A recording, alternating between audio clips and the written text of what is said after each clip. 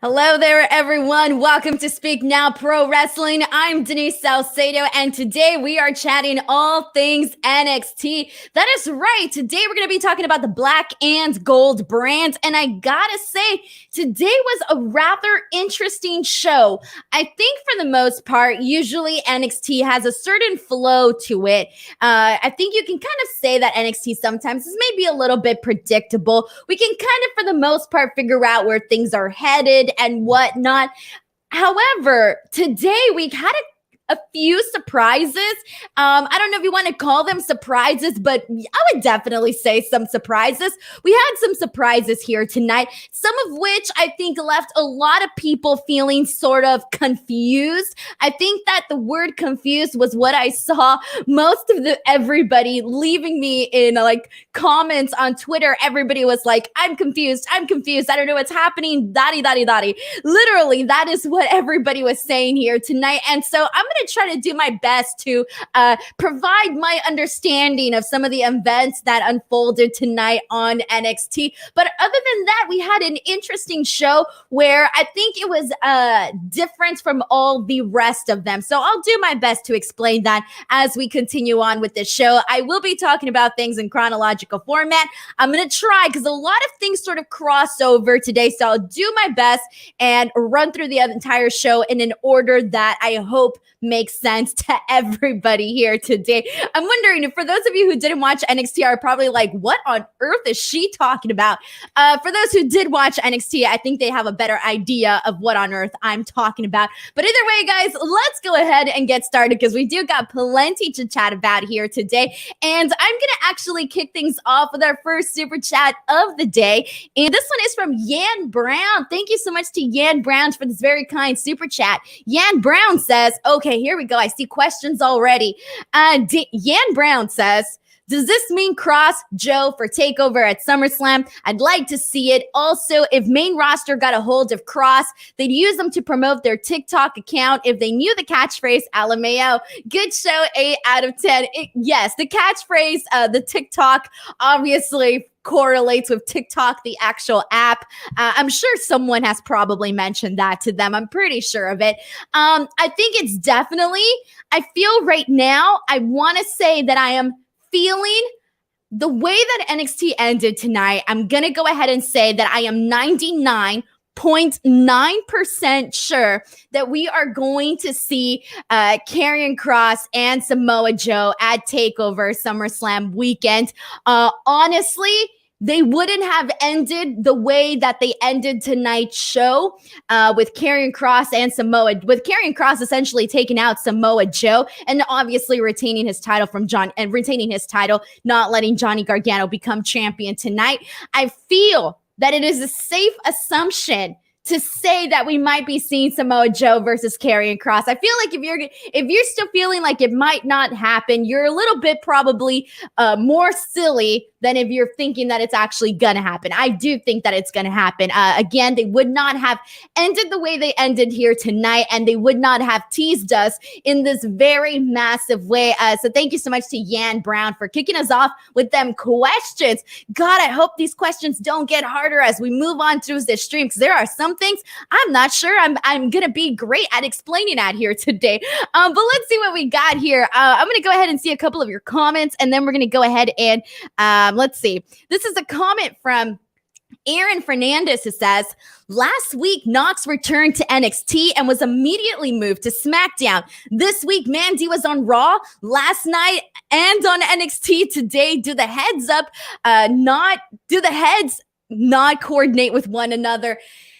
That is honestly, things are changing, guys. Things are changing. And if you're watching the shows, you're watching the products, you realize that decisions are being made at a moment's notice, not even in advance from the looks of it, because a lot of these people were, doing other things. And then all of a sudden they're in a different place. They're appearing elsewhere. And now it's like we have to kind of like forget everything that they were doing before. It is pretty interesting, but we got a couple more super chats. This is another one from Yan Brown. Thank you so much to Yan, who says, this is just to help the channel out. Thank you so much, Yan. You are very, very, very, very kind. And then we have another super chat from Brandon Charles Powell, who says, I just saw Mandy and Dana together on Raw, but is she now on NXT? Well, from the looks of it, she is. Because Mandy Rose also took to Twitter to, I think she quote retweeted WWE, and she basically said, very simple, 2 words, I'm back. I'm back definitely means that she's back, not just for like a one-time thing. And then obviously some of the other events that unfolded here tonight kind of give way for the fact that maybe we're not going to be seeing Mandy Rose on Monday Night Raw anymore. So again, a very interesting turn of events that I definitely was not expecting whatsoever. So let's go ahead and I'm going to read one more comment, and then we're going to kick things off with the opening match. This is a comment from Mike, who says, looks like they are shifting the rosters quickly before they go on tour again. Yeah, honestly, that is the best way that I can go ahead and explain things, at least from the looks of it. I mean, what else big is happening right now? They're heading into SummerSlam, but obviously this Friday, we're officially going back to live audiences. They're officially going back on the road, as we all know.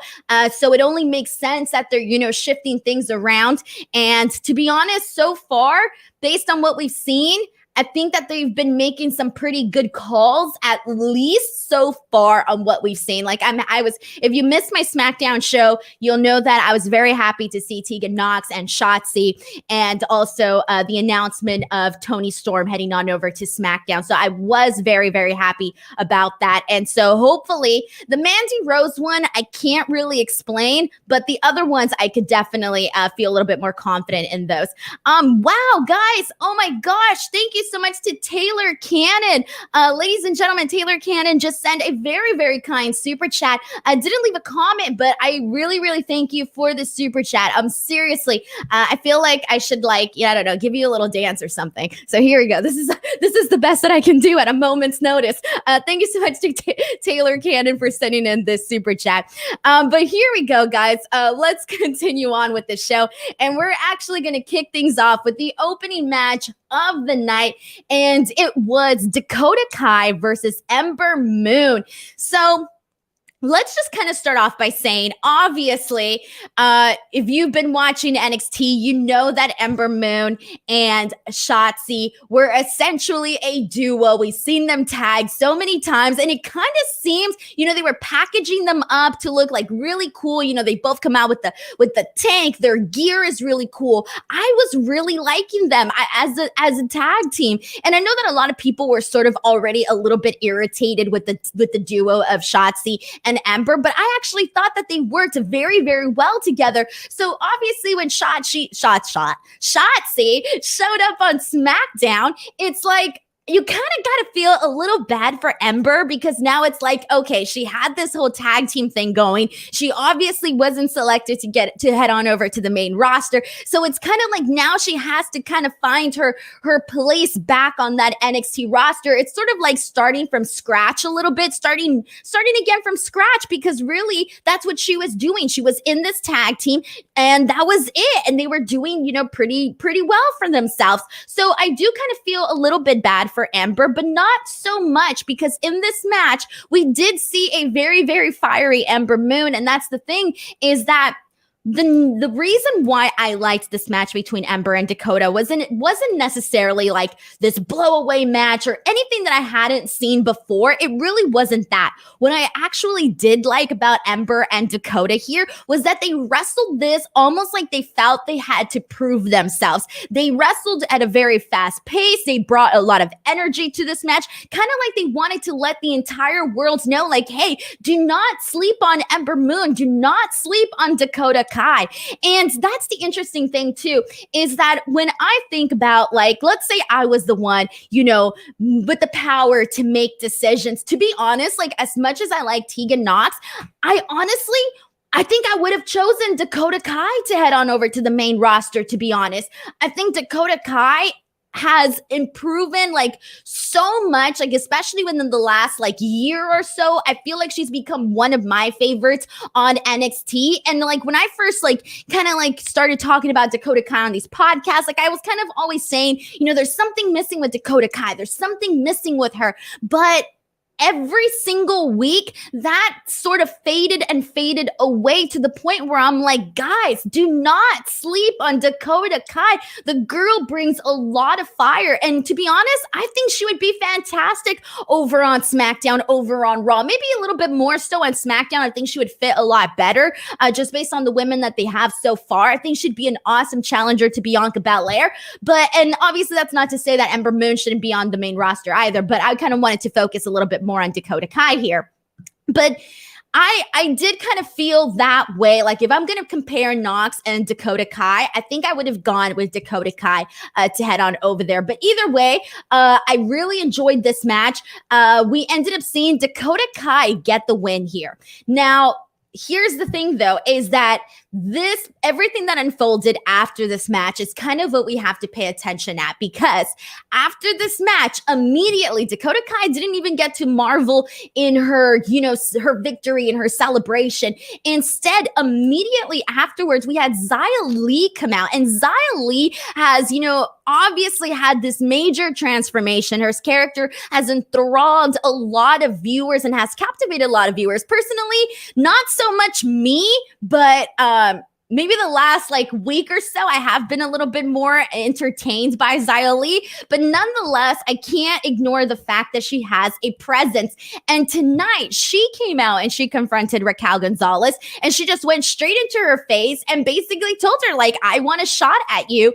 And, they just had this stare down. And here's the thing, is that you look at Raquel, and she's, this very, very tall girl. You look at Xia Li, obviously she's a lot smaller in size, but the the way that Xia Li exuded this confidence while she was, basically staring down Raquel and basically looking at that title, I didn't feel like she didn't have a chance. Like, she felt very, very important to me in that moment. And she kind of won me over with her presence here. So I was a big fan of Xia Li coming out and sort of, you can say, quote unquote, challenging Raquel here. But here's the other thing, though, and is if you were paying attention closely, you kind of noticed that Dakota Kai was a little bit irritated over Xia Li essentially coming out and getting her shot. Now, we've all sort of known that at some point in time, Dakota Kai was possibly going to be turning on Raquel. I think we've all been sensing this at one point or another.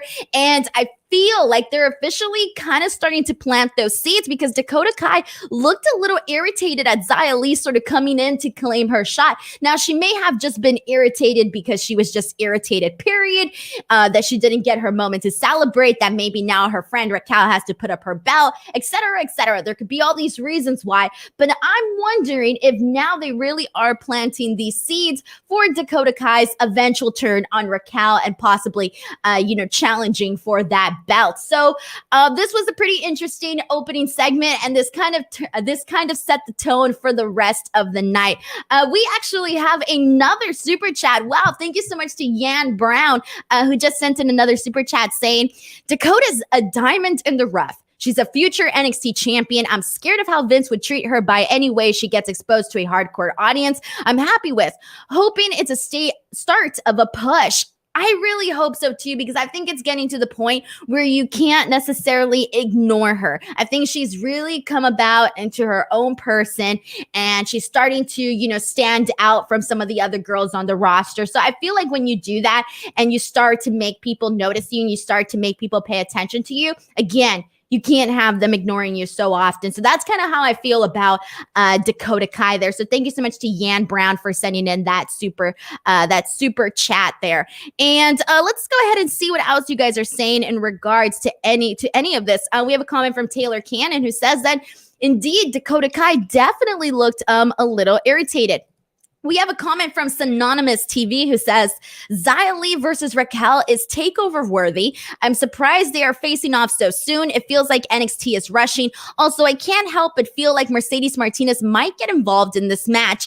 I kind of hope they don't involve Mercedes Martinez in this match, because we've already seen her go at it with Raquel, and I don't want to really see it again. So I kind of do hope that they don't bring her into this. And Xia Li versus Raquel, even though I wasn't a big fan of everything that Xia Li has been doing, it's been winning me over. So with that being said, I do feel like that would be a very exciting match to watch at TakeOver. Now, I don't necessarily feel that they are actually rushing, because to be honest, like, who else have they been essentially, having Raquel, face off with? At last TakeOver, her match with Ember Moon was really not even based off of a real feud. It was really just built off of an attack, and that was it. So it kind of feels like Raquel was sort of having the exact same issue as Bianca Belair over on Smackdown, where she necessarily didn't have like a hot feud or a hot new challenger. Obviously, over on the Smackdown end, it was a little bit different because Bianca had Bayley. Obviously, Bayley's out now.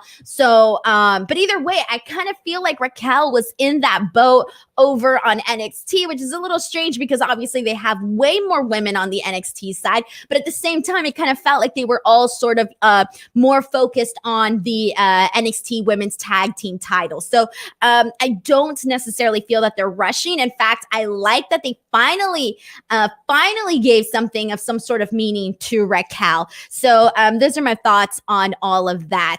And let's see what else we got here. This is a comment from Joseph Boza, who says, I wonder if this was supposed to be Shotzi Blackheart going for the women's championship, but Bayley's injury changed things. Bayley's injury definitely changed a lot of things. I don't necessarily know if that was going to be Shotzi Blackheart. It doesn't really feel like it, but who knows? We could be wrong on that. Pomi Wrestling says, I wonder if Shotzi was supposed to be in the title match. Again, another person thought that, so maybe I'm on the wrong end here. But Pomi says, I wonder if Shotzi was supposed to be in the title match on next week's show. Before her call-up, Shotzi and Ember were still feuding with Dakota Kai and Raquel Gonzalez. They were. They definitely were. And Cyclops is better than Wolverine says, took you long enough to join the Xia Li fan club, Denise, but welcome. It did take me a very long time. I'm sorry. I'm not just, I don't think I'm that easy to convince. If I like something, I like it. If I don't, I just don't. And so I'll be real with you guys. That's the one thing you can always expect on this show is honesty. Even though sometimes it is a little scary to put your real thoughts out there, because as you guys all know, nobody is perfect and nobody can agree on anything. But for the most part, you will always expect my utmost honesty on this program here. We have another super chat. This one is from Yan Brown, who says, SRS says hi. Does he really? All right. Thank you so much to Yan Brown for sending in this super chat. Yan Brown's Yan Brown is the reason why I'm eating this month. All right, guys. We have another super chat from a comment from Justin Martin, who says, I just love seeing Dakota finally get a big win. Not to mention she won it totally clean too. Hopefully this is a start of something bigger for her. Exactly. If you already have something there, a possibility with Dakota and Raquel, I think now that it has been a long time of them actually, being friends, I think now is the time to really step it up and take it to that next level. And here's the thing too that I should mention is that Raquel and Dakota are legitimately good friends, like legitimately outside of, what you see on NXT. They are good friends, behind the scenes. And when I got to talk to Raquel Gonzalez, she actually credited Dakota Kai for being that person that every time Raquel was basically told, no, you're not ready yet. No, you're not ready to, get the spotlight on NXT. No, you're not ready to be the face of the women's division. No, you're not ready to be champion. The person who was actually there for her was Dakota Kai. And obviously Dakota Kai's route into WWE was a lot different from Raquel. So Raquel definitely learned a lot from Dakota Kai. And that was something that she expressed to me when we spoke in our interview. So it's kind of cool to have that like background knowledge, or like at least that little insight, because you kind of go into this knowing that whenever they do decide to pull the plug on Dakota Kai and Raquel Gonzalez, because of this friendship that they have, and because they both obviously want to get over and want to, entertain the fans, and with them being friends, they're bound to work with each other a lot better. So that's how I feel about all of that. And this is a comment from ASM Shafim, who asks, does anybody else feel like there should be more intensity from Raquel? I think when it comes down to it, Raquel is able to pull off that intensity without any sort of issue. It's just more of, again, finding the right opponent. But I do think that when she needs to pull out the intensity, she definitely does. I think that's honestly for me, that's what made me, that's how Raquel won me over, was that intensity. Really, really won me over with all of that there. All right, guys, here we go. But let's go ahead and move on, because after this, we have a official start of Cameron Grimes' butler duties here with LA Knight. So as you guys know, he lost his match against LA Knight at the Great American Bash. And so now, because of that, he has to be his butler. And to be honest, I thought these little vignettes were pretty okay. I didn't laugh maybe as hard as I thought I was gonna, but it was fine. So we essentially have a couple, I think there was three. Yeah, there was about 3 vignettes that played out throughout the entire show. The first one, Cameron Grimes comes in to LA Knight's mansion, and he's late. And but he says, "Step aside. I'm still here to honor, to uphold my end of the bargain." All right, you know what? Good job, Cameron Grimes. He's a real man. He lost. He knows what he has to do. He has to pay his dues after losing that match, losing essentially there. So here we go.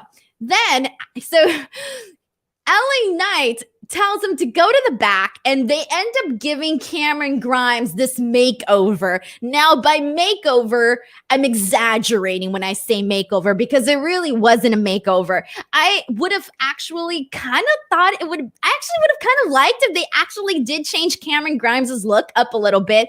And I get it. His look is obviously part of what goes into him being Cameron Grimes and all of that. But it was kind of funny that they kind of made it seem like they were going to be like clipping his beard, maybe clipping his hair. But all they really did was like slick his hair back, put some gel, maybe some hairspray, put a ponytail. They groomed his beard, and that was kind of it. They give him this fancy butler tux. And I mean, the guy looks pretty great. He definitely cleans up nice. So they kind of gave him a little makeover there. But afterwards, LA Knight essentially tells them, like, he gives them the responsibility of having to mow the lawn. So he gives them this big lawn, huge, I don't know how many acres, but whatever. The point is that he has to mow the lawn, and he gives them this little tiny, like lawn mower instead of, the big tractor and whatnot. So he starts doing that. Then afterwards we come back and, LA Knight is essentially pissed off because Cameron Grimes is essentially chillaxing by the pool. He doesn't even he's not even mowing the lawn. Instead, he has some kid, which I think they named Noah. They have some kid named Noah essentially doing the yard work. And I thought this was really funny. I thought the incorporation of having the little kid doing the yard work for Cameron Grimes was pretty darn hilarious. So that was probably the funniest part. The other two were they were a little bit hit or miss, but for the most part, at least having that incorporation of, essentially Cameron Grimes still using his fancy ways to get somebody else to do the work was pretty hilarious. And let's see what else we got here. Any thoughts, everybody, on... Yeah, Assumption Fame points out that Grimes really had a Hollywood makeover. Not really. I tweeted that, but then I started thinking about it. If it really was a Hollywood makeover, they would have definitely actually made some changes, maybe given him some lowlights, given him some highlights, giving him something, trimming off the beard. So it was kind of a weak makeover, okay? A weak makeover per se. All right, and let's go ahead and move on from this. So after this, we had Tyler Rust versus Bobby Fish. So guys, I'll just start off by saying this right now. I'm not digging the Diamond Mine. The Diamond Mine, to be honest, is kind of a little bit boring. And I feel bad to say that, but they haven't done anything that has been spectacular where I'm thinking, you know what? The Diamond Mine is cool. They're different. No, they feel generic. They feel exactly as any other stable or whatever. They don't feel different to me. Before I go off on my little rant about the Diamond Mine, we have a super chat from Yan Brown. So thank you so much to Yan, who says, promise I'm not a super chat SLUT, but the NXT brand is so strong right now. Kross, Joe, Grimes, LA Knight, Escobar, Swerve, Raquel, Dakota, Baldies versus Dunn and Lorcan, Kushida versus Strong. NXT is eating good. Yes, there is definitely a lot of talent over on NXT, 100% sure. And Yan, thank you so much for sending in another super chat. I really thank you for that now. All right. So, all right. We have a funny joke. This one is from TwitchFace4 in regards to Diamond Mine. Says, more like the cubic zirconia mine. Am I right?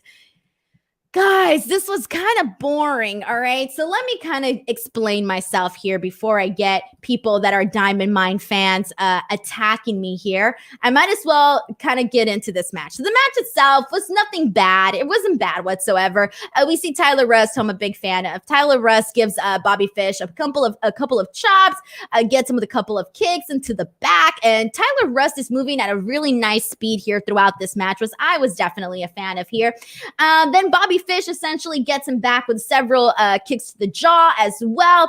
Then Bobby Fish hits him with a suplex, and then Roderick Strong ends up getting up on the ring, and he tries to distract him by staring him down. And for a moment, I'm thinking, okay, maybe the distraction is not gonna play a major part in this match, but it kind of ended up playing a major part in this match. And I do not like this because so Tyler Rust is able to get the win off of this distraction, okay? Off of Roderick Strong essentially distracting Bobby Fish. I wasn't a fan of this because the Diamond Mine should not be winning based off of these distraction type finishes. how they were presented, at least in the first couple of weeks, especially with their like little vignette, even with the name and just like who they are and their attitude and their vibe and all of that, you would think that they would be winning matches based on their work rate, not necessarily them going with a distraction. So due to that, this doesn't feel like it falls in line with the Diamond Mine, and it kind of makes me not care about them. Like, they haven't given me a reason to legitimately care about the Diamond Mine. Like, yeah, it was cool. All right, cool. They came in, they attacked Kushida. Nice, whatever. It's not like I've never seen an attack before in my entire life. So I wasn't impressed then. And I think that each and every single week that we've been continuing this, it's kind of been stale and nothing of note has essentially happened, in my opinion. Anyway, so Tyler Rust gets the win, and I wrote down in my notes, all I wrote was, quote, so far the Diamond Mine hasn't been anything spectacular. After this, we do see a post-match shenanigans here, where we essentially see the entire Diamond Mine essentially, you know, taunt Bobby Fish like they are gonna attack him. But in the end, we see Kushida coming out and essentially helping out Bobby Fish here. So it's looking like we're probably gonna see Bobby Fish, Kushida versus Tyler Rust and Roderick Strong. So it looks like that's the direction that they are heading into this with this. But here's the thing, they could have easily had Tyler Rust just win this match without the distraction, and they could have still done, you know, they could have still done like this, you know, like they were going to attack Bobby Fish, all of them at once, you know, afterwards. And they could have still had the Kushida run in and all of that. They didn't really need the distraction. And because we've been getting so many distractions, it lessens all of the other ones that we might have liked had we not had all of these prior distractions again. So again, as of right now, I was like on the Diamond Mine bandwagon, maybe like the day that they debut. I feel like there was so much hype that I ended up hyping myself up. And now I kind of feel like reality is setting in and they are not interesting. So I kind of feel terrible, but that's the way I feel. So I'll just be real with there on all of that. Okay, guys, what do you think? Do we have any Diamond Mine fans that are completely upset with me right now, or do we kind of are we all on the same page here? What's the general consensus here? All right, we got a comment from John Cups who says Diamond Mine seems overpromised and underdelivered. Thank you. Thank you. Yes, they should be winning matches based on their skills in the ring. Blow me away, man. Blow me away. And they do have the potential of doing just that. Obviously, you know, we saw a great little tease from Tyler Rust here tonight, but they kind of just decided to go a totally different direction. Synonymous TV says Diamond Mine so far seems nothing like what the vignettes were promoting. I just don't get the MMA vibe from them. Definitely not. Again, the way that they were presented, I think led us to believe that they were going in a different direction. We actually have a super chat from Brandon Roseanne. Thank you so much to Brandon, who says, so according to Malcolm Bivens, the Diamond Mine are all about competition. Okay, so what isn't everybody? See, like that's the thing is that they're, yeah, you're right. Everybody is obviously going to be competitors. These are all athletes. Every single person on the roster is an athlete. So they're all going to have that, competitive edge. Everybody's going to have that. But again, they're just not doing anything different, anything that I haven't already seen before. And here's the thing now is like, if you're going to try to like, there's so many people out there in like the wrestling world and even outside the wrestling world. Well, let's just focus on wrestling. There's so many people in the wrestling world right now, so many different acts, so many different characters, personas, etc., whatever you want to call it. And everybody's really trying hard to like think outside the box. And so when you have all of that, you want to actually be different. Like being different is actually a good thing. Diamond Mine, just generic. Oh man. All right. Let's see what else we got here. Any other comments on what we think about all of this here? This is a comment from Antonio Marrero who says, Agreed. They did hype up Diamond Mine up a lot, but you got to remember they were supposed to be different members, but people got released. Either way, the second they were presented on TV, that's it. I don't care who was supposed to be in there, what decisions were made. The second they were presented on television, those are the people that I'm expecting, essentially to rock my socks here. That's how I feel about all of that. Samoan Joseph says, so much of Undisputed Era was without Bobby Fish being involved that I really don't know much about him. I like Bobby Fish.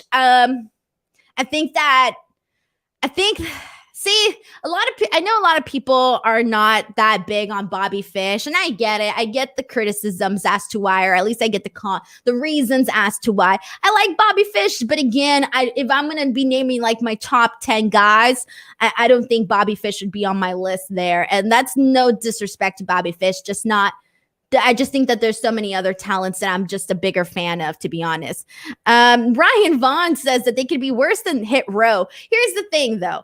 I agree. Hit Row is not my favorite thing, but I do think that Hit Row has shown a whole lot more than the Diamond Mine. I was just sitting here telling you guys, you have to be different. And yeah, I'm not the biggest fan of Hit Row, but a lot of people are because they are at least different. They're presenting something different. So I would go as far as to say that I like what they've been doing more so with Hit Row than Diamond Mine.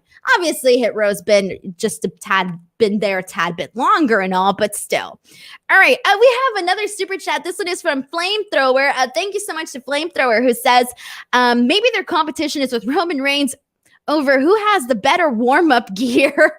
Oh my gosh. Flamethrower, thank you so much for this hilarious comment. I appreciate it. Thank you so much to Flamethrower. Let's see what else we got here. All right.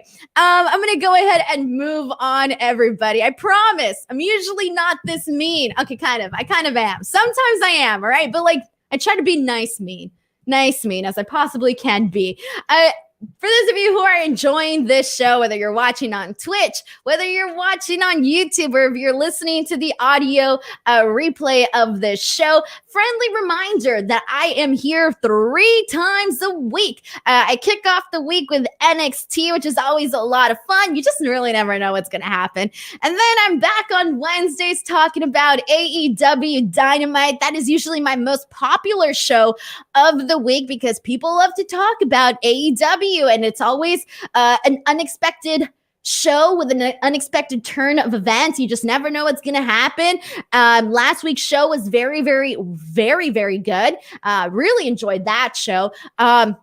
So that's happening every Wednesday. And then on Fridays, what I like to call my most chill show of the week is Friday Night Smackdown. But however, we should not be super chill this week because crowds are officially coming back on Friday. So we are going to have people, guys, people on Smackdown, not people on screens like you're seeing me right now, but legit human beings and flesh and bone and blood and all of that. Okay, this is getting too graphic. The point is there's going to be people there. And we're excited, and I can't wait to see how they're going to react to the product in person without getting the cues from the Thunderdome guy. So that's going to be very, very exciting. So make sure you guys come join me on Friday. Again, I'm on 3 times a week. Yes. So long to the Thunderdome. And I really, really hope. Here's the thing. I kind of feel bad. And I'm going to say this right now. I kind of feel bad that a lot of people are like, sayonara, Thunderdome. We hate you, Thunderdome. I kind of feel bad because you know what? I thought that for what it was, yeah, obviously I would have preferred a live crowd, but we were in a pandemic. So, or kind of still are in a pandemic. Anyways, point is that I feel a lot of people hated the Thunderdome and trashed it and all of this, right? But you know what? It could have been a lot worse. We could have literally not had anything and just been there like staring at an empty arena, each and every, an empty building each and every single week. And that would have been very, very painful. So you know what? I'm not going to be mean to the Thunderdome. Thank you, Thunderdome. And sayonara, and I hope we never see you again. All right. So let's go ahead and move on here. All right, guys. So let's jump into the confusing part of NXT. So I'm going to try my best to explain to you guys the events that unfolded here tonight. Okay. I'm going to try my very best here. All right, so we have Gigi Dolan, who is known on the independent scene as Priscilla Kelly, a very nice girl. I got to work with her at a couple of events over at Suburban Fight. I was actually there when she did the very talked about, or what do you want to call it? Like the famous tampon thing. I was there for that. It happened right in front of my face. I popped. I was like, oh my God, a tampon. Anyways, Priscilla Kelly, Gigi Dolan now over on NXT, and she faced Saray. Okay, so first and foremost, this was Gigi's first singles match on NXT. Okay, so good for her. This was probably, an exciting day for her. And then Saray has been on a winning streak. Obviously, they already mentioned this on commentary, which I'm glad they did, because sometimes they tend to forget about that kind of stuff. But she has been on a winning streak. So far, she has defeated Zoe Stark. She defeated Zeta Ramir. She defeated Aaliyah. And she also, when she was teaming with Zoe Stark, she and Zoe Stark defeated Aaliyah and Jessie Kamea. And now she also defeated Gigi Dolan. So she's essentially on a 5-match winning streak since debuting on NXT. So somewhat unexpected. I don't know if they did this on purpose or if it was kind of accidental. To be honest, it feels accidental. But anyways, during this match, we had Mandy Rose. I repeat, Mandy Rose. Mandy Rose from Raw. Mandy Rose appears on the NXT stage. She kind of just stands there and she's sort of watching this match. At first, I was very confused because I was like, is she calling out Gigi Dolan? Like, does she have an issue with Gigi Dolan? Do I not know something? Did something happen on social media? Because, sometimes they do stuff on social media and not everybody sees that stuff. I started thinking, did I miss an exclusive? I kind of felt like I was the only person who didn't know what was going on. And I started thinking, damn it, something probably happened and I completely missed it. What was it? Anyways, I didn't miss anything. I did not miss anything, okay? Turns out everybody was like, WTF is Mandy Rose doing on NXT? But she comes out and she ends up staying there for the rest of this match, okay? Saray gets the win here after she hits Gigi Dolan with a killer drop kick and a suplex for the win. So at this point in time, I'm thinking, all right, does Mandy have an issue with Gigi? Does she have an issue with Saray? Does she have an issue with both of them? What is she even doing there? Is she now an NXT superstar? What is happening? I mean, I just have like a bunch of questions. I started thinking to myself, is she scouting? Is she scouting talent? Why is she not on Raw anymore? What's going to happen with her and Dana Brooke?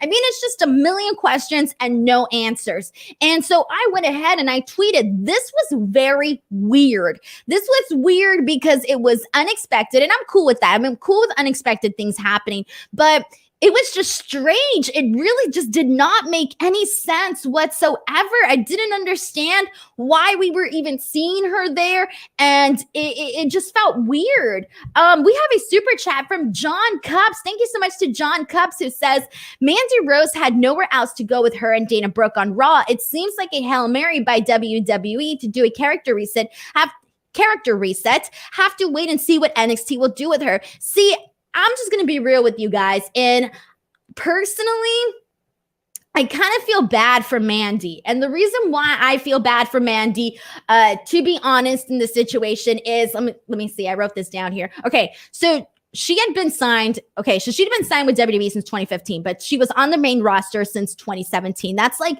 3, 4, 5 years now. Okay. That she's been on the main roster.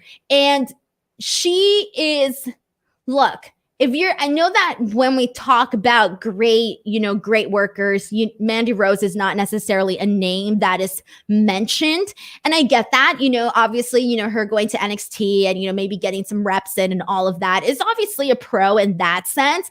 But I think given the fact that I do not think, let me phrase this properly. There are other people on that Raw roster that I would send down to NXT before Mandy Rose, okay? I feel like Mandy Rose is kind of getting the short end of the deal here, and I hate to like sounds like shallow and stuff, but the way that she looks and the way that I don't think that she's the worst person in the ring, I don't necessarily think that she should have been removed from the main roster to head on over to NXT. Now, with her and Dana Brooke. Now, I was a fan of them being a duo together. I liked them as a team together. I thought that they had this very, like tough girl Barbie vibe, obviously with the beach blonde hair, perfect bodies, her and Dana. But they were coming out and they were presenting like a cool version of, your typical blonde girl, essentially. But then, it kind of all went downhill. They started booking them really badly. Like they made them look like really dumb baby faces. They had them walking out in matches. It really wasn't. They weren't doing any good to Dana or to Mandy Rose, and they could have, if they would have obviously booked them in a way that was, that made sense and was respectable to them. I think that they could have had a nice little, tag team there. And, Lord knows we need more female tag teams on that roster and all of that. But so it seems a little strange to me that now they're just dropping that. And I get it. Maybe they weren't necessarily doing the greatest stuff on Raw, but that wasn't necessarily their fault. I actually think that they had something there with Mandy Rose and Dana Brooke. Now, we might as well talk about this now.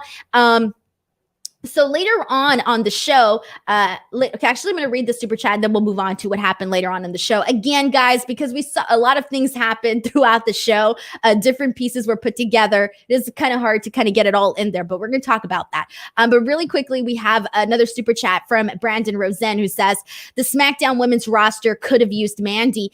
Yes, they could have. I definitely believe that. And they could have definitely used her, honestly.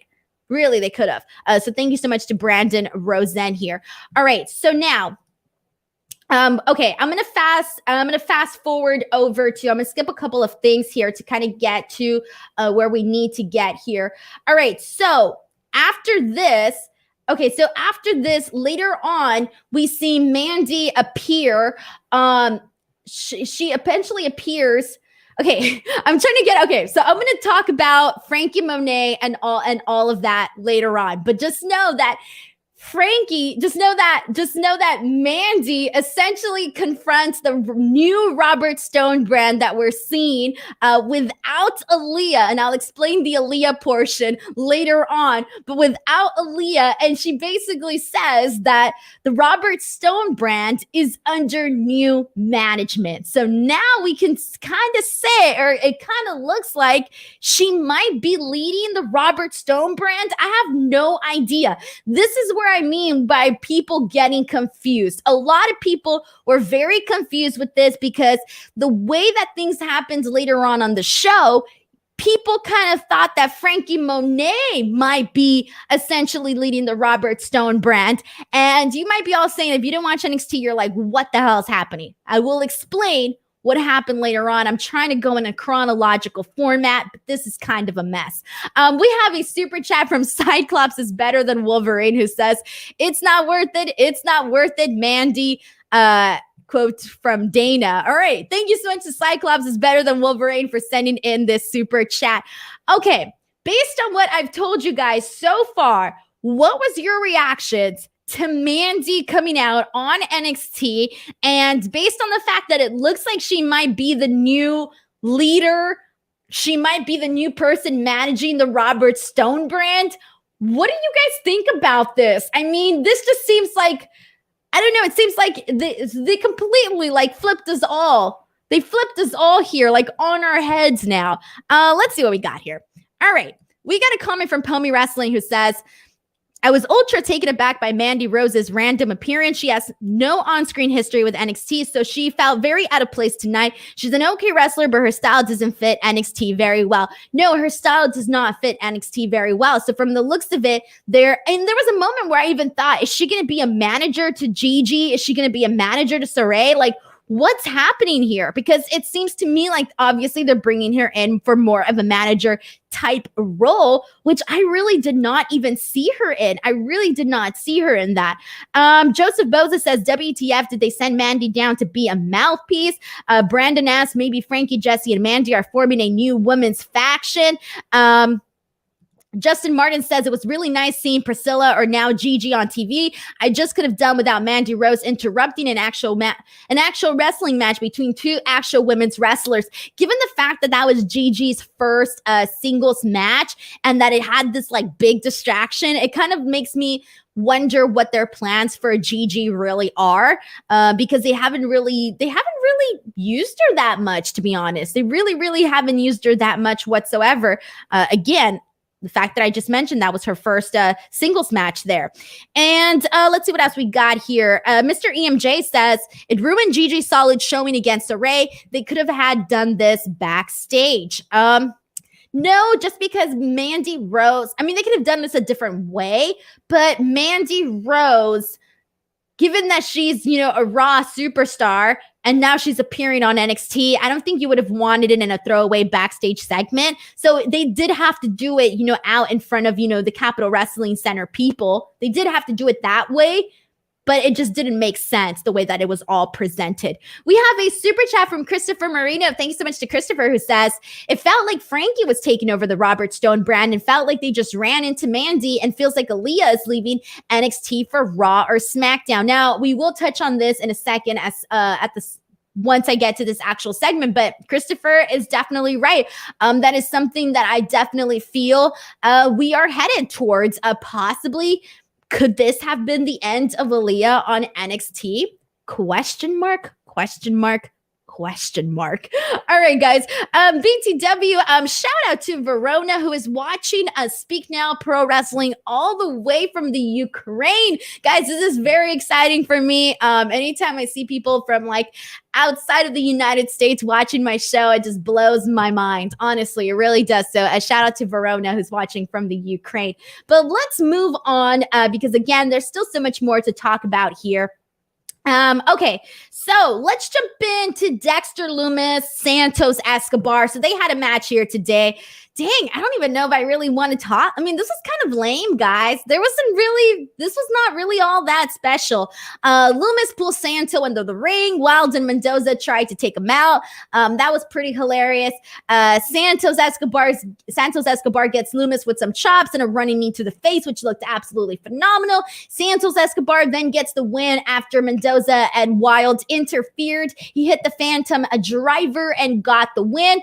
Post-match, we see a confrontation between Hit Row and Legado del Fantasma. Commercial break. Indy Hartwell is seen trying to carry Dexter Lumis. They fall to the ground. They're about to kiss, but Candice LeRae comes in and ruins the magical kiss that we've all been waiting to see between Indy Hartwell and Dexter Lumis. All of this was probably my least favorite thing on NXT today. I didn't care for anything that we saw with Dexter Lumis or Santos Escobar. It could have been a whole lot better. But let's move on. So then after this, we had Wade Barrett do a sit-down interview with Kyle O'Reilly. And he essentially asked him, how do you feel given the fact that you lost to Adam Cole at the Great American Bash? And Kyle O'Reilly, he really needs to, I think, evaluate who he is, because he seems very, very disconnected with his character and who he is. This was a really not so great promo. At least I didn't think it was anything great. Kyle O'Reilly says that he's, rewatched the match and that he doesn't know where his fire was at, and that he needs to get back to the place where, he knows that he could beat Adam Cole, and says that he will finish Adam Cole off. And so chances are we are going to be seeing this match again, which I think a lot of us already predicted. But I think Kyle O'Reilly, they tried the whole cool Kyle O'Reilly thing. That didn't really work. It kind of feels like they need to find what's working for Kyle O'Reilly, because right now it feels like they're doing a bunch of like, he feels like his character feels like he's going through different like dynamics and nothing is sticking for him. I don't know. I didn't like the sit down interview. It felt very, very awkward. So I was definitely not a fan of this. All right. Let's go ahead and move on, because after this, we had the NXT Breakout tournament. We actually have a super chat here from Wrestling Gamer who says, "Te calmas o te calmo, Alameo." Yes. For those of you guys who do not understand what Wrestling Gamer wrote to me, that was my comeback today. No, not today. A couple days ago for somebody on Twitter who is acting crazy. So I just put "te calmas o te calmo," which essentially means either calm down or do you want me to calm down? You calm down or do you want me to calm down? So there you go, Spanish lesson of the day. Thank you so much to Wrestling Gamer for sending in this super chat here. All right, guys. Let's see where we are at here. Kevin Nash is cool wants to know, why do you hate love Denise? I'm actually a fan of the Index storyline. I really am. I've been on this show a million times talking about how I like Index, but did I care for it today? Not really. But all the other days, it's been fine. It's been fine. All right. So let's move on. We have the NXT Breakout tournament. Duke Hudson versus Ike Manjiro. I like that they obviously did this little like videos ahead of the match, you know, basically telling the people who these guys are. That's the point of it, obviously. You want to see, you know, this is a breakout tournament. You want to see who these fellas are. And so Duke Hudson, I don't know why. I can't decide if I like the guy or not. And it might be a good thing. It might be a good thing. This may be good heel work from him, because he seems very, very bougie. He kind of seems very unlikable and very unapproachable, which might in turn actually be a good thing, because he could have easily just been like very vanilla, very boring. And I don't think he was. I thought he captivated me in a way with his facial expressions and his attitude. He seems like he's on a high horse. So you feel like you can't be friends with this guy. So maybe it's a good thing here, but Jiro was definitely a lot of fun during this. I thought that he did very well playing off of the crowd of the Capitol Wrestling Center fans. I liked that. I thought he was fun, and I would have kind of preferred to see him win this match over Duke Hudson.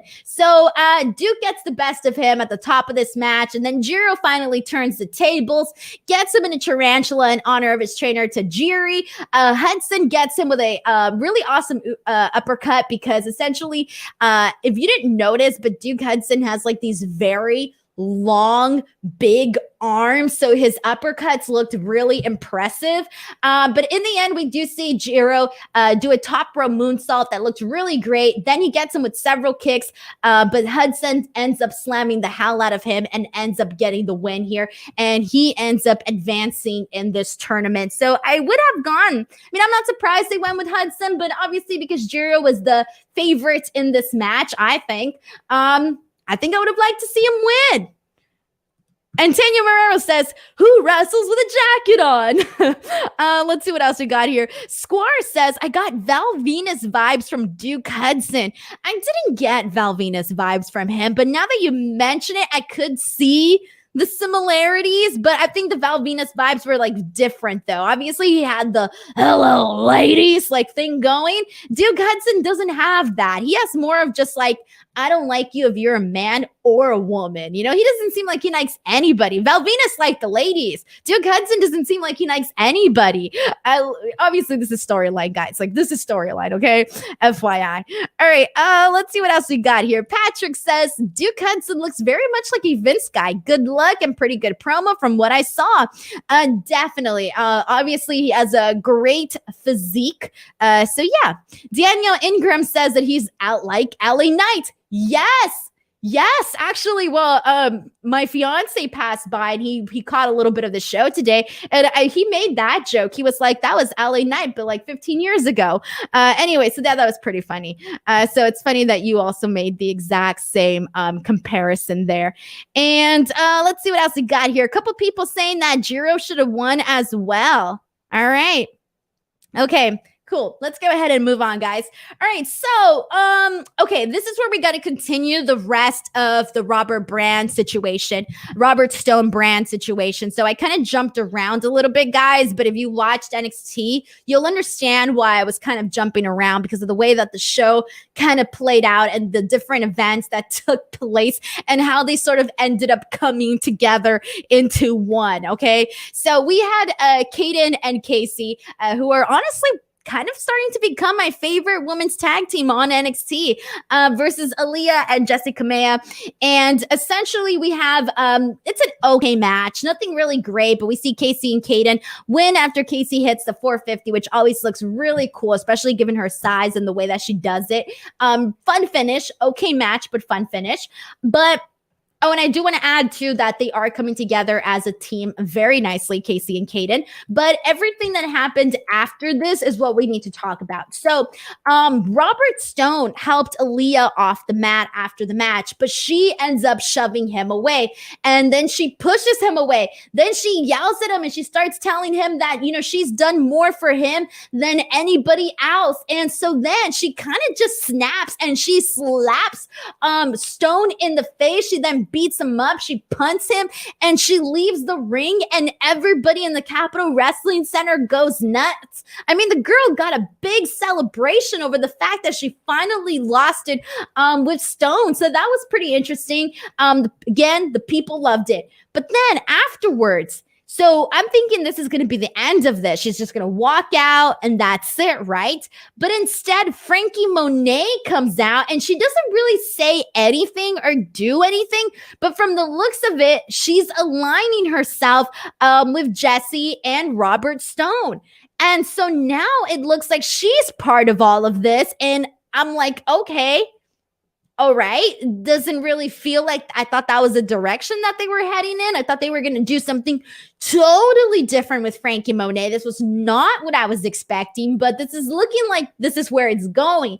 Now, let's go back to what I mentioned earlier. So now it looks like Mandy Rose is also part of this with Jesse and Frankie and Robert Stone. But then that doesn't explain why Mandy Rose was out there in that match with Gigi and Saray. So maybe they also somehow play a part into this. So you see how this is all very confusing. To be honest, I'm not even confident that I understand what is happening in this storyline. And I'll just be real with you guys on all of that. I have no idea where this is going, if I'm going to like it, if it's going to be any good. I have no idea. This is really one of those situations where we really got to wait and see. Now, as for Aaliyah, chances are, at least the vibe that we got from tonight's show kind of felt like she might not be part of NXT anymore. Kind of feels like maybe she might be one of those names that heads on over to Raw or SmackDown. She's been with NXT since 2015. Okay, 2015, guys. So obviously it would be a very huge moment for her to actually go to Raw or SmackDown. She has a great look. I wouldn't say that she's, you know, a master in the ring by any means, but she has a great look. That's kind of where we're at with all of this. What do you guys think about all of these events that unfolded? All right, let's see. We have a comment from Synonymous TV who says, I thought Frankie was taking Jesse and Aaliyah away from Robert Stone. I thought that too. I did think that too. And then Synonymous TV continues on to say, but man, this turned out much different from what I expected. Mandy Rose on NXT is surprising and downright confusing. Brandon says, unless Frankie is leading a faction, she is better off on her own. I think so too. I liked what she was doing with her, you know, her little puppy and the, you know, the Legally Blonde thing and the Clueless thing, you know, the very like airheady blonde, not like airheady blonde, but the very like bougie, I'm a cool, fashionable blonde girl. I like what she was doing with that. I was into that. So I don't know how I feel about her join, especially because I feel like there's really not much that I haven't already seen from Robert Stone and Jessica Mea. Like they kind of feel like Austin Theory and Indy Hartwell did when Johnny Gargano and Candice LeRae joined up with them in the way. It was kind of like, oh, let's pair them up with these two because we don't got anything else for them. That's kind of how this feels. It feels almost exactly like that. And let's see what else we got here. Pomi Wrestling says Robert Stone has officially lost his third client. First Chelsea Green, then Mercedes Martinez, and now Aaliyah. And Samoan, let's see what else we got here. I'm trying to make sure I got your guys' comments. Mr. Minoan says NXT used to feel like a high point in the wrestling week. It kind of feels really boring to watch lately. See, I don't feel that way. There have been some really great stuff on a lot of shows and a lot of great matches on a lot of those shows. And I kind of feel, though, that NXT somehow got stuck in this rut where I think a lot of people think that all the shows are like this, but they actually have a lot of really good stuff that happens on the show. Was today their strongest show? Definitely not, but it was not terrible. Well, actually, I'll take that back. But not all the shows are bad, is what I'm trying to get at here. We have another super chat from Brandon Rosen, who says, I don't see Aaliyah going to the main roster. She's basically been booked as a jobber for her whole NXT run. Still, I'm happy that Aaliyah finally showed some fire. Hope this is the start of something. Yeah, I can't disagree with anything that Brandon said here. But you know what? The girl got a nice pop today. So good for her. All right, guys, let's go ahead and continue on here. All right, really quickly, we got two more segments to talk about here. Adam Cole comes out. He mocks the interview that Kyle O'Reilly did with Wade Barrett earlier on in the show, says that he's done talking about Kyle O'Reilly and moves on to addressing Samoa Joe and basically says that he's, quote, an overpaid security guard in a suit. And then he starts saying that no one is man enough to go head to head with him.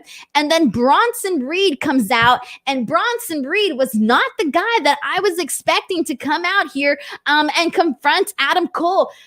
After he lost the title, I thought we were done seeing him on NXT. I was expecting him to pop up on a random Raw or on a random Smackdown, if I'm going to be completely honest. I mean, maybe me and some other people who thought this were jumping the gun, but it kind of felt like that was the direction that they were heading here.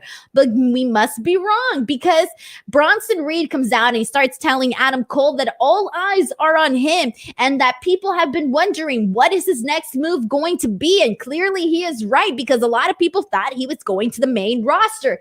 Then he says this really great line where he tells them that a lot of people think that Adam Cole is the golden boy of NXT. But then he says that all he sees Adam Cole as is his golden opportunity. So I really, really like this. I thought that this was really cool, especially Bronson Reed attacking Adam Cole afterwards. I think that they would have a dynamic match together. So I'm definitely kind of digging where this is going with Bronson Reed and Adam Cole. It's something totally and completely new for both of these guys and very, very fresh. So I'm definitely on board with this.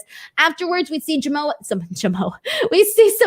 Joe coming out, and he essentially confronts Samoa Joe and Adam Cole kind of like match up eye to eye, have a little stare down, but Samoa Joe is obviously there for a whole other reason, since he's refereeing the next match, the main event. And so he gets into the ring, and we move on to the main event, ladies and gentlemen. So here we go. This main event started really late on the show. I think there was obviously we all knew there was going to be an overrun, because there always is with NXT, but this started really late. I think it was for me 6:54, 6:55 p.m. when this match started. And usually the show for me ends around 7:05-ish. So I started thinking either this is going to be a quick 5-minute match or a 5-10-minute match. They still did another commercial break.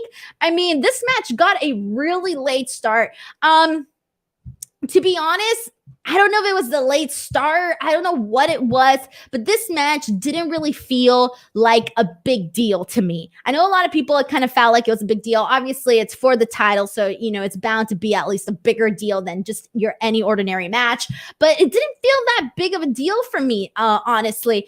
There was a moment during this match where Joe breaks a hold that Karrion Kross has on Johnny Gargano, and so he gets superbly upset at Samoa Joe. Samoa Joe gets upset at Karrion Kross. They start essentially, getting in each other's faces. Samoa Joe is, sort of taunting him, trying to, he wants him to, put his hands on him. But anyways, so then we see Kross essentially slam Johnny Gargano multiple times into the plexiglass, numerous times. And then he tries to get him with the steel steps, but Samoa Joe stops Karrion Kross from hitting him with the steel steps. And again, Karrion Kross does not like that. He doesn't like that Samoa Joe is being this more than aggressive referee, isn't really giving him any sort of leeway. Samoa Joe ain't messing around here whatsoever. Afterwards, we see Gargano getting Karrion Kross. He gets Karrion Kross with 2 DDTs, but gets a 2 count. Then we see Karrion Kross powerbomb Johnny Gargano multiple times and then hits him with a doomsday. But then afterwards, he doesn't go for the pin, though. Karrion Kross does not go for the pin after this. Instead, he kind of waits a little bit, and then he ends up punching Johnny Gargano in the back, and that is how he ends up getting the win here. Karrion Kross retains the belt, and it is becoming more and more clear. Again, as I mentioned at the top of the stream, it is becoming clear that we are definitely going to be seeing Karrion Kross versus Samoa Joe, and it's bound to be happening at the next takeover. At least that is the direction that they are teasing. That is, I think they've gotten everybody's hopes up, because after this match, they essentially stare each other down, Karrion Kross and Samoa Joe. Samoa Joe ends up turning his back, and Karrion Kross essentially ends up getting him in a chokehold, and he ends up leaving them cold on the mat, and that is how NXT goes off the air. So, thoughts on this main event between Karrion Kross, Johnny Gargano, the major possibility of Samoa Joe versus Karrion Kross? Send in your thoughts, everybody. All right. Brandon Rosen wants to know what is next for Johnny Gargano after this. Johnny Gargano has been doing this, comedic character that's obviously going to limit him, but this is a guy who has seen it all in NXT. I don't know what is next for Johnny Gargano. ASM Shafim says Gargano must go back to Rebel Heart and being the best babyface. And we have a comment from Cyclops is better than Wolverine, who says Kross beating Johnny only gets him more go away heat, not heel heat, which a lot of fans think. I do not mind Kross beating Johnny Gargano, because I did not want this version of Johnny Gargano to be champion. I did not want that. I prefer Karrion Kross to get these wins, and I would prefer to see Karrion Kross as champion. That is definitely how I feel about that. And let's see what else we got here. I'm going to go through a couple more comments. Guys, if I did not see your comment, feel free to copy and paste and send it again, because as I'm running through the show, I want to make sure I get as many comments as I possibly can here. And okay, let's see. I'm going to scroll back down here. This one is from High Score Ren, who says, I'm not sure why this feud needs the title. Reminds me of main roster booking. We have a comment from Brandon, who says it would be pretty cruel of NXT to tease Kross versus Joe at this point and not deliver. Hell yeah. Hell yeah. I think we all already, marked it on our booking calendars, and I think we all expect to see this match at some point or another. Joseph Boza adds to this, I'm surprised Joe took a bump, thought that there were concussion issues. Again, they would not be teasing this if there was something we did not know here. It seems to me like Samoa Joe might be good to go, at least based on what we're seeing. Taylor Cannon says, I thought the main event was cool. I love the segment with Joe versus Kross. I want that match in the worst way. Grande Hero says they are setting up Joe with some huge feuds. I can't wait to see him versus Cole and then done. Yeah, because let's not forget that Adam Cole was also somebody who called him out. So I definitely agree with Grande Hero here. Might as well do what we were expecting them to do with Samoa Joe a whole a very, very long time ago, finally go with Joe and do, all the main events that you could have, the great matches that you could have with Samoa Joe. Anyways, we have another super chat. This one is from John Cup. So thank you so much to John Cups, who says Joe would make sense for taking the title from Kross and then fight Pete Dunne and Adam Cole before Kross goes to the main roster. Definitely. I think that was my prediction that I made last week, is that I was expecting Johnny Gargano to lose tonight, have Karrion Kross versus Samoa Joe, have Samoa Joe become champion, have him have a nice little run, and I still want to see Pete Dunne as champion at some point or another. So that's kind of like the line of champions that I want to see in the near future. Will it happen? We don't know. Lots of things change, especially right now. We are seeing a lot of changes. So thank you so much to John Cups. We have a comment from ASB NTY, who says they're getting their Dynamite New York City tickets tomorrow. I am so jealous of everybody that's going to that show, because it seems like it's going to be a fun show at a fun venue. So I, for one, am very, very jealous. So good luck on getting your tickets, because definitely those tickets are getting called up. Let's read a comment from Pelmy Wrestling, who says that this episode of NXT felt like an old episode of NXT. Good opening contest, pretty good main event. Everything in between was either filler or a setup. This formula doesn't work so well when the show is 2 hours long. This probably wasn't my favorite flow of the show. There have been other shows that I thought they did a lot better at making sure that we were not just having good wrestling on the show, but that they were building towards more stories and just so much more happening. This probably wasn't my favorite, but there were other ones that were up there that were definitely some of my favorites. All right, guys, I'm going to go ahead and read one last comment, and then we're going to go ahead and kind of wrap up this show. Let's see. We got a comment from Synonymous TV, who says Johnny and Adam Cole in the main event is getting repetitive. They need to get these guys off of NXT. See, and just feel bad, because they are guys that have done just about it all on NXT. And that kind of sucks, because I don't know if they're going to ever go over to the main roster. But with all of the new and up and coming talent on NXT, you can still see, I think I would still want to see those dream matches with guys like, Johnny Gargano and Adam Cole and whoever else they might decide to put them in a story against. I'm going to end the show with the last and final super chat of the night. Thank you so much to Cameron Mumford. Cameron says, awesome post show. Just wanted to show a little love. Wait for it, Denise. Cameron Mumford, thank you so much for the super chat. I definitely see you on Twitter, always leaving some very nice comments. I really appreciate you, and I appreciate every single person that watches this show, ladies and gentlemen. You guys are my favorite shows of the week. Coming on here to do Speak Now Pro Wrestling has been a life changer. So thank you so much to each and every single one of you guys. I hope to see you tomorrow night for AEW Dynamite Fyter Fest Night 1. We're obviously going to have that coffin match with Darby Allin and Ethan Page. We have Christian Cage versus Matt Hardy. They have definitely announced so much going on Fyter Fest. So make sure you guys tune in for that tomorrow, and then I will be back once again on Friday. Other than that, thank you guys so much. Do not forget to follow me on Twitter and/or on Instagram @_Denise Salcedo, and I'll see you guys tomorrow. Bye, everybody.